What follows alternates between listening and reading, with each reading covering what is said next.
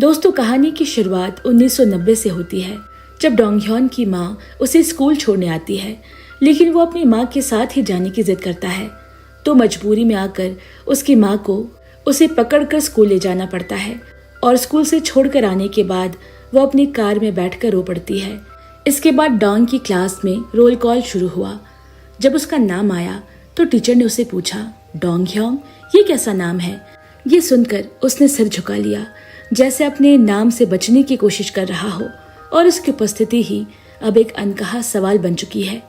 इसके बाद अगले सीन में दोपहर के समय लंच रूम बच्चों की हंसी ठिठोली से गूंज रहा है। हर कोई अपने ग्रुप के साथ मजे में है। लेकिन जब डोंग ने अपने टिफिन को धीरे धीरे खोला तो उसके पास बैठे बच्चों ने उसे गौर से देखा और फिर नाक सिकोड़ने लगे। मगर उनकी बातें, उनकी हंसी, सब कुछ उस खाने के स्वाद से ज्यादा उसकी जड़ों पर तंज कर रहे थे। तो उसने अपने खाने को डस्टबिन में फेंक दिया, क्योंकि उस दिन के खाने में स्वाद नहीं बल्कि शर्म और अकेलापन घुल गया था। इधर दूसरे सीन में कई मील दूर एक फैक्ट्री में मशीनों की तेज आवाज के बीच काम चल रहा है। वहां पर सोयोंग मशीन और लोगों के बीच खुद को ढालने की कोशिश कर रही है। उसके आसपास मजाक कर रहे पुरुषों की आवाज, उनकी निगाहें, उनके इशारे उसे असहज कर रहे हैं। और तभी एक सहकर्मी ने उसे छूने की कोशिश की तो उसकी आंखों में जो आग थी उसमें डर नहीं बल्कि आत्मसम्मान था, और उसने बोला, अगर अब की बार छुआ तो मार डालूंगी। अब शाम को जब स्कूल खत्म हुआ तो बच्चा अपने माता पिता के साथ घर की ओर बढ़ने लगे, लेकिन डोंग उदास कोने में बैठा अपनी माँ का इंतजार कर रहा है। जब सोह्योंग उसे लेने आई तो शिक्षक ने उसे एक सूची थमाई जिसमें कुछ नाम लिखे थे, और टीचर ने कहा, ये नाम शायद इस देश में डोंगह्योन के लिए ज्यादा उपयुक्त हो। अब घर लौटते समय कार में डोंगह्योन और सोयोंग में नाम को लेकर काफी बहस हुई, लेकिन वो जानती है कि ये जगह उनके लिए आसान नहीं है, न उसके लिए न उसके बेटे के लिए। वो कुछ पूछना चाहती है, कुछ जानना चाहती है, लेकिन शब्द गले में अटक जाते और डोंगह्योन वो सिर्फ सिर हिला देता, जैसे अपनी बात कहने का हक हो चुका हो। अब एक ऐसी पहचान जो अब सवाल बन चुकी थी, वो ये थी कि अब मेरा बेटा डोंगह्योन है या डेविड। इसके बाद रात का खाना खाते वक्त डोंग की आंखों में एक मासूम सी चमक थी, लेकिन उसके शब्दों में छिपी चाहत ने सोह्योंग के दिल को भीतर तक छू लिया। बेटे की मासूम से फरमाइश, माँ, कल से टिफिन में कुछ ऐसा देना जो कोरियन ना हो, ऐसा कुछ जो बाकी बच्चे भी खाते हो। सोह्योंग के हाथ एक पल को थम गए। बेटे की बात सुनकर उसकी सांस कुछ क्षण के लिए ठहर गई। दिल के किसी कोने में एक चुप्पी सी टीस उभर आई, लेकिन चेहरे पर हल्की सी मुस्कान रखकर उसने अपने आप को संभाल लिया। रात गहराने लगी। डोंग अपने बिस्तर में सिमटता जा रहा है और माँ की कहानियों में धीरे धीरे नींद की परतें चढ़ रही है। लेकिन तभी एक छोटा सा सवाल उस सन्नाटे को तोड़ गया। एक ऐसा सवाल जो सीधे सोह्योंग के सीने में उतर गया। बेटे ने जानना चाहा कि उसके पास सिर्फ माँ क्यों है, पापा कहाँ चले गए।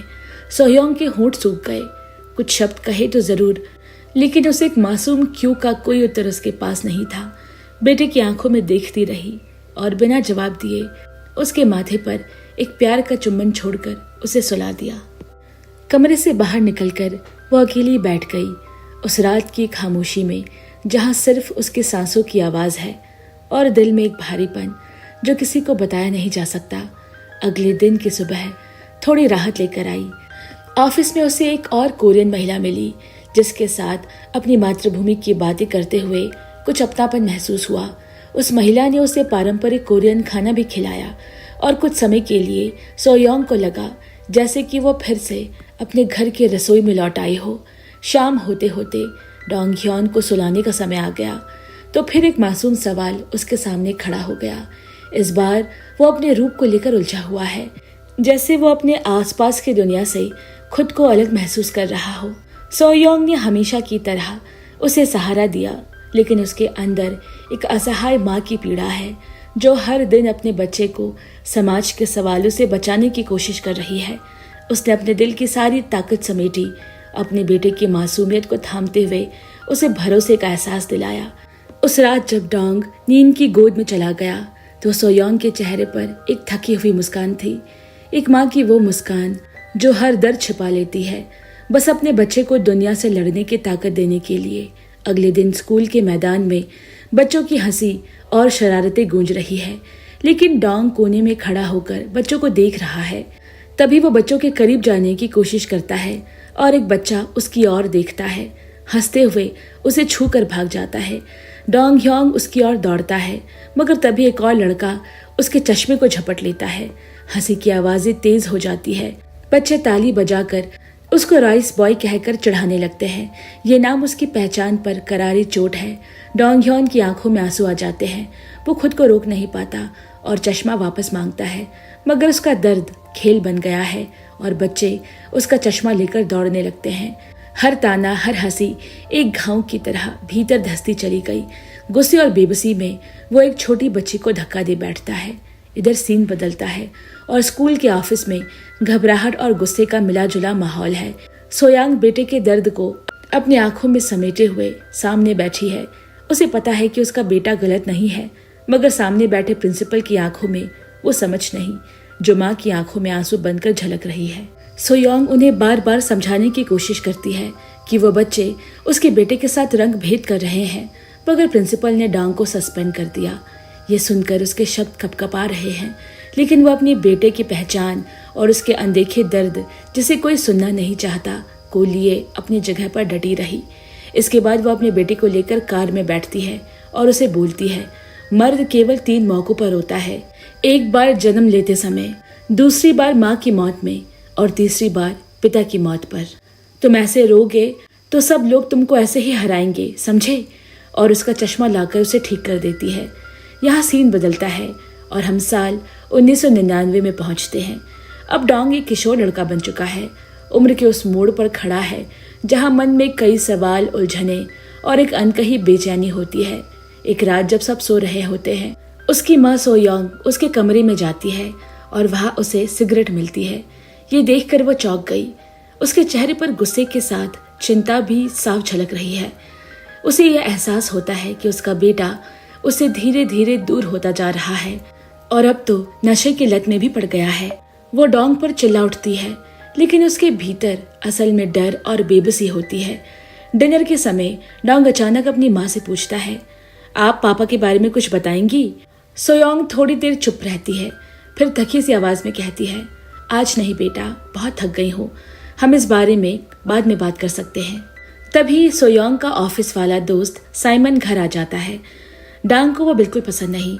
उसे देखते ही उसका चेहरा सख्त हो गया और वो गुस्से में डिनर टेबल से उठकर अपने कमरे में चला जाता है। डिनर के बाद साइमन सोयांग से एक साथ रहने की बात करता है। वो चाहता है कि अब वो दोनों एक परिवार की तरह साथ रहे, लेकिन सोयांग कोई जवाब नहीं देती। शायद वो खुद भी असमंजस में है या फिर उसे पता है कि उसके पास अब ज्यादा समय नहीं बचा।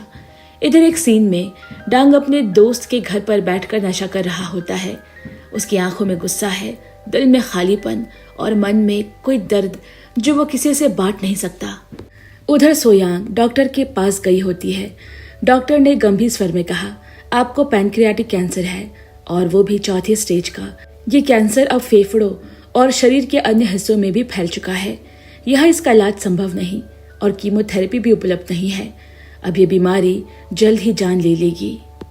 ये सुनकर सोयांग के पैरों तले की जमीन खिसक जाती है, जैसे पूरा शरीर सुन्न पड़ गया हो। वो किसी से कुछ नहीं कहती, लेकिन रात में वो सारी बातें अपनी सबसे करीबी दोस्त को बताती है।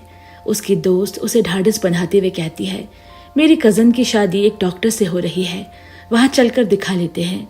अगले दिन नाश्ते के वक्त सोयांग धीरे से डोंग से पूछती है, साइमन के बारे में तुम क्या सोचते हो?